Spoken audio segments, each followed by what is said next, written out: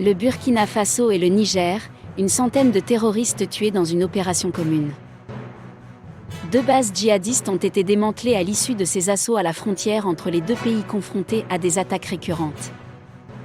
Les forces armées du Burkina Faso et du Niger affirment avoir tué une centaine de terroristes au cours d'une opération commune menée du 25 novembre au 9 décembre, à la frontière entre ces deux pays, confrontés à des attaques djihadistes récurrentes.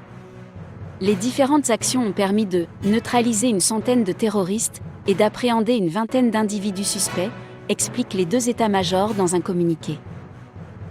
4 militaires burkinabés ont été tués au cours de cette opération dans l'explosion d'un engin explosif improvisé, dans l'est du Burkina, précise Ouagadougou.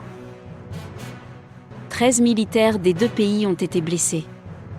Pour cette opération, les forces armées nationales du Burkina Faso et du Niger ont chacune déployé plusieurs unités terrestres, poursuivent les états-majors.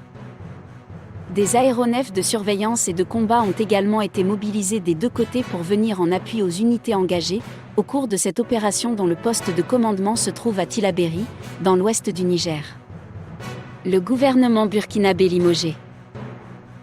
L'offensive a également permis de démanteler 2 bases terroristes, dans la zone de Yeritagui, est du Burkina, et de Kokoloukou, ouest du Niger, selon les deux armées, qui ont annoncé avoir saisi des armes, des munitions et des engins explosifs improvisés.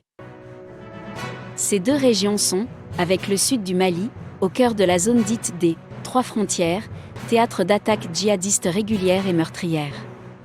Ces assauts attribués aux groupes affiliés à l'organisation État islamique et à Al-Qaïda ont fait plusieurs centaines de morts dans ces deux pays et de nombreuses personnes ont fui leur foyer.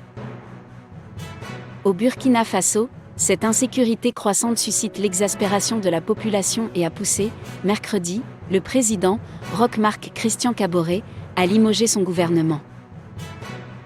Le pays a participé, du 21 au 27 novembre, à une autre opération commune, aux côtés de la Côte d'Ivoire, du Togo et du Ghana, avec lesquels il partage aussi sa frontière sud.